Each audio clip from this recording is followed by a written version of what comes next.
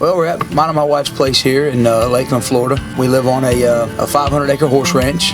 We don't own the whole 500, but part of it is ours. And this is our home out here in beautiful Lakeland, Florida.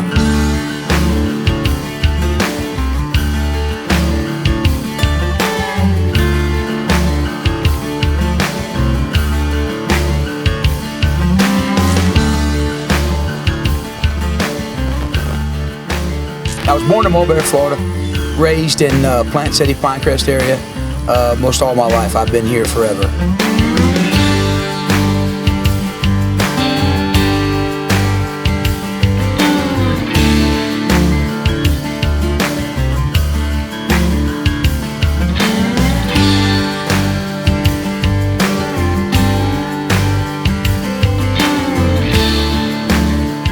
My granddaddy was in trucking all his life, retired out there at IMC Rainbow with over 40 years.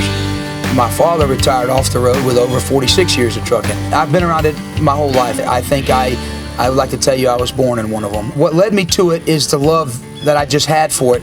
I mean, I can remember at a toddler's age blowing the horn, and it just sending chills down my spine. I loved everything about it.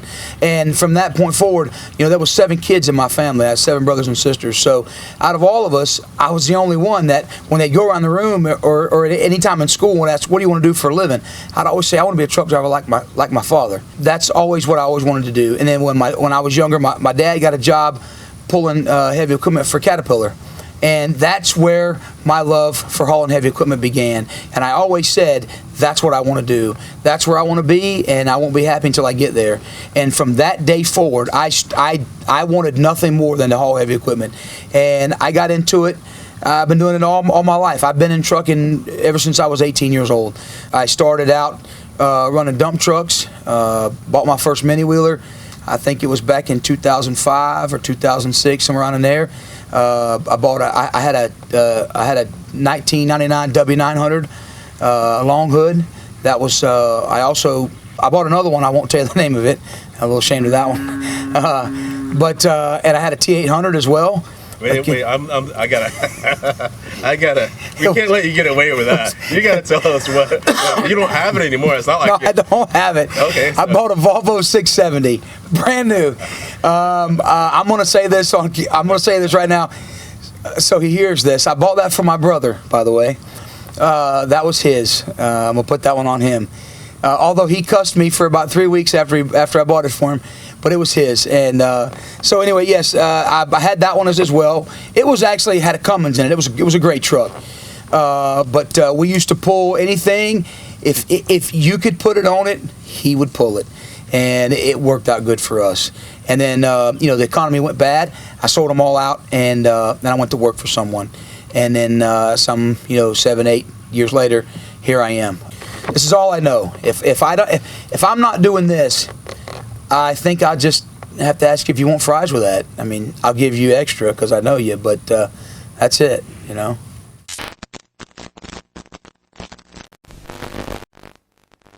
It's a 2014 Kenworth T660. It's a Fitzgerald glider. I bought the truck from Joel Dawes, owner of Dawes Contract Carriage out of Waterford, Wisconsin. I bought the truck from him in August of 2017. When I got it, I put the fourth axle on it, made it into a heavy haul. It's got a 60 series Detroit in it with a 13 speed. It's a 273 inch wheelbase. Got the big studio sleeper on it. The whole truck's bagged.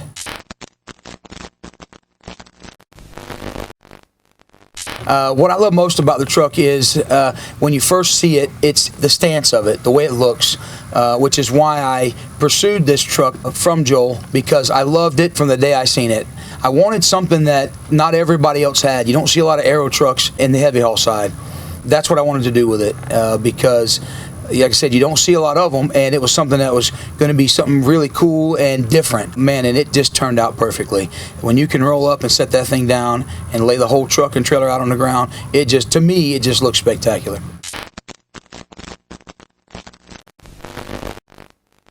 When I first got with my wife, she hadn't been around too many trucks before. And actually, one of our first dates was at the 75 Chrome Shop show. That was one of our first dates together. And she was a trooper. We went there. We were there all day. You know, it was 100-degree heat. And we stuck out the whole day like we always did. Actually came back for the second day as well. That was our second date, poor girl. I believe one of the years that we were there, she was actually, I think, 5 or 6 months pregnant with Colt. And, you know, any of you ladies been that pregnant out in 100-degree heat, she was a trooper, never complained once. And I could tell that she fell in love with what they were doing there then. And she was interested. She asked a lot of questions. You know, I introduced her to a lot of my friends that were there. God help her on that part. They've ruined her sometimes. But anyway, but you know, that's where the love of that started. And then she could see the passion that I had for it, and it just kind of fed off of that. We went back home, and she said, you know, I can see what that does to you, and I want to be part of it. And that's where it began. And from that day forward, I mean, literally all year long, you know, if I'm out here doing something with it, cleaning it, working on something, changing something, she's right there with me. I mean, she helps me like one of the guys in the shop. I mean, she really does. She's right there with me. And she doesn't know a whole lot of mechanical things, but she doesn't have to. She just, you know, I just need a hand every once in a while, but she's always willing. And I'll be honest with you, the interior of those trucks that I've always showed, I use them every single day. And, you know, dusty fields, land fields, we deliver equipment. There is dirt everywhere. She keeps them spotless. The inside of the truck that's her baby, and it is absolutely just, it's impeccable on the inside. But that's because of her. You know, that's what she does. And of course, my little one, he just loves trucks anyway. So, you know, but his attention span is about as long as mine. So he'll get to working on my truck, and then when we're at the show, he'll see, you know, Mr. Jamie or Mr. Bob Harley pull up. Well, then he's over there. They've contracted him for that job. So I lose some help when I get around those guys. But other than that, it's, you know, they're always there with me. And also, I got to include my other two kids, Alyssa and Preston. They're always with me too. Alyssa, pretty much, she likes to come up once the work is done and just kind of, you know, just look beautiful. And but my oldest boy helps me out. You know, he helps me with some of the harder work and stuff like that. But now he's up, grown, and making his own way, so it's a little more difficult to get him out there. But he does come over and help Dad from time to time. So.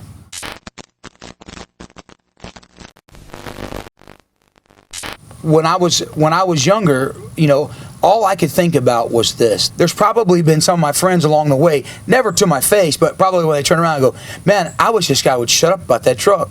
And it's all trucks.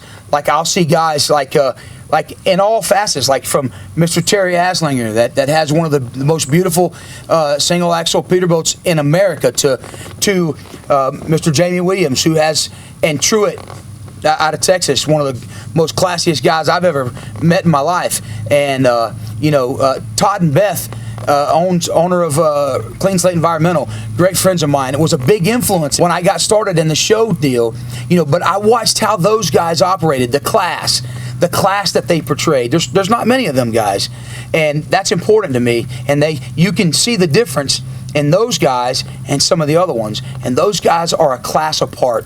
And that's what I wanted to be part of. Eventually, I told myself, and I was a young cat whenever I first met Truett. Truett took time with me, and I don't even think I was probably just a couple of years in it. And man, he had a truck called High Cotton, and it was it was it for me. And I had met him in Wildwood, of course. He took the time for me. He stood there. He talked to me in the 95-degree heat for, I don't know, an hour. And True didn't have to do that, but he did that for some, just some tattooed kid out of Mulberry, Florida. But that's the kind of impression him and Todd was a big influence. Todd brought a truck down to the show called Chop 93. And that was when I first met him. It's been years ago now, but what a class act. Him and his lovely wife, Beth. I mean, they just, how they handled themselves, conducted themselves, no matter who it was. It could have been the janitor to the owner of the company. They treated everybody with class and dignity, and that's what I took from those guys, and I'll always keep that, near and dear to my heart, no matter what happens,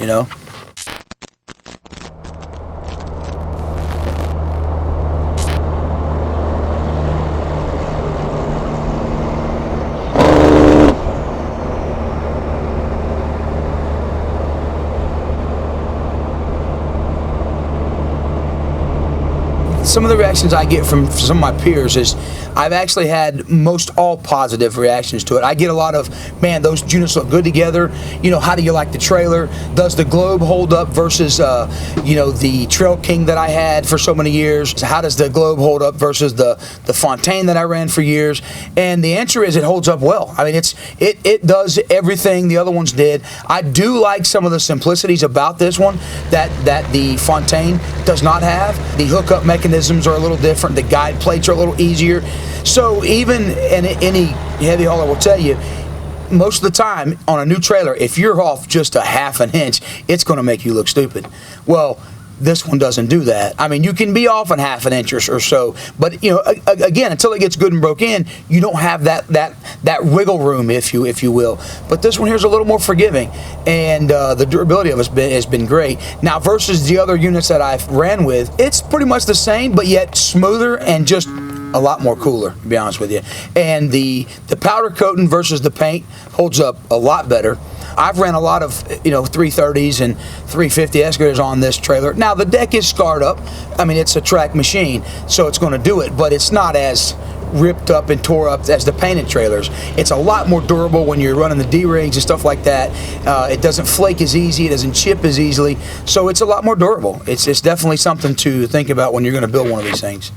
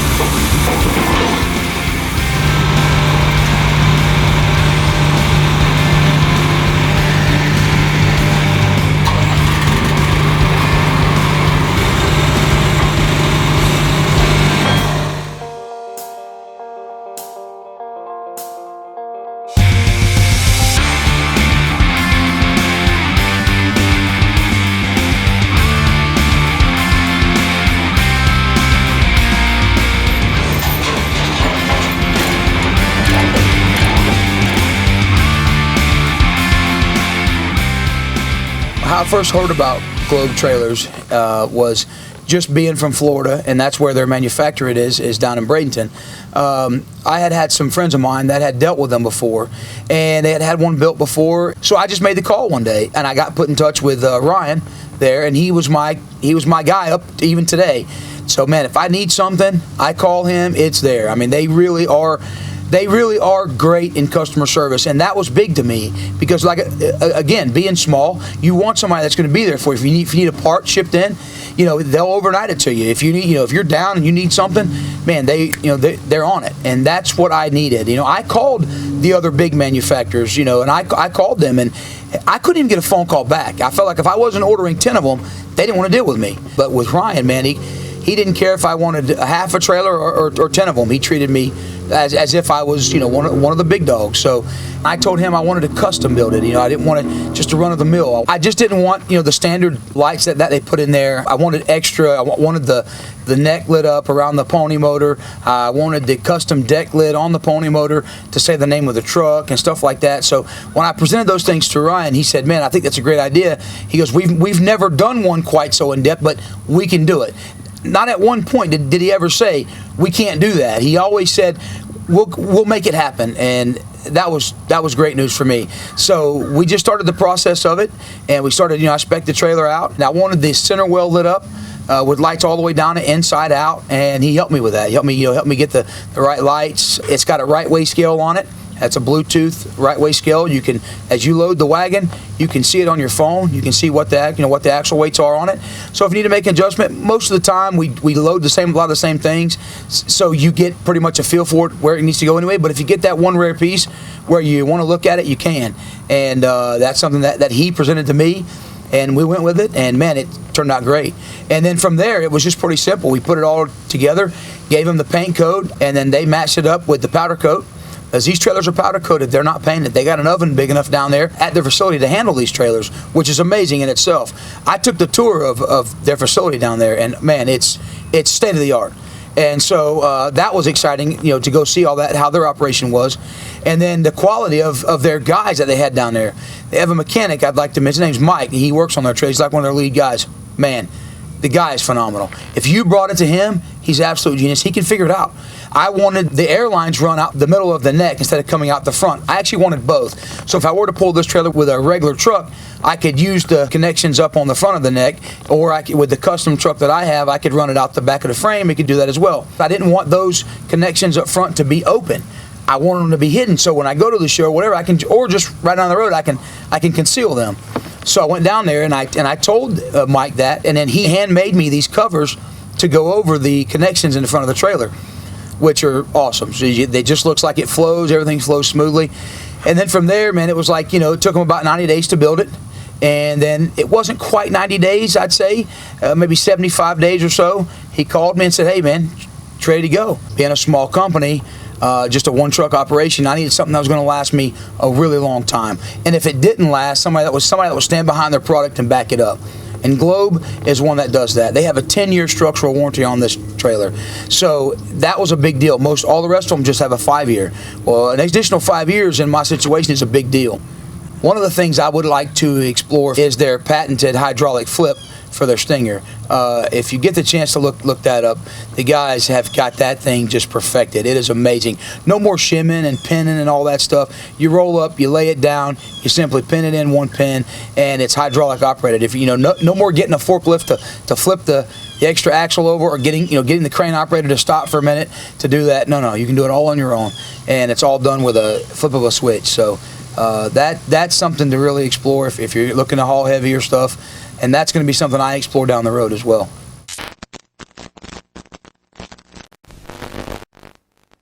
Me and Joel had already worked out buying this truck from him. So we already knew that's what we were headed in that direction. But this truck wasn't going to be ready in time. So he sat down, pure attitude, with one of his drivers. I worked on the trailer, restained the deck, did some finishing touches on it. Really went over it with a fine-tooth comb, and then he got here, and we left that following day, and rode out to Dallas, and the rest is history. So, and I gotta be honest with you, Chris, when I walked up, when we sat there and they called, they third, second, in first place, and they said, pure attitude, Bubba Branch, man, I was elated. It was a dream come true for me. And he was there with me. My oldest boy was there. His son AJ was there. Eric Bilgo was there with us. It was a great thing. It really was. Definitely a dream come true for me.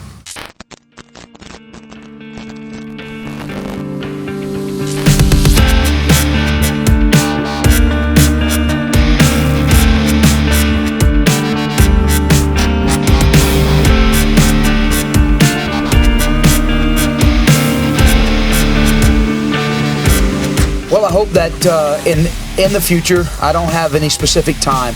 I want to get this one where it's consistently making money. And then from there, who knows? I hope to one day expand and possibly, second or third truck.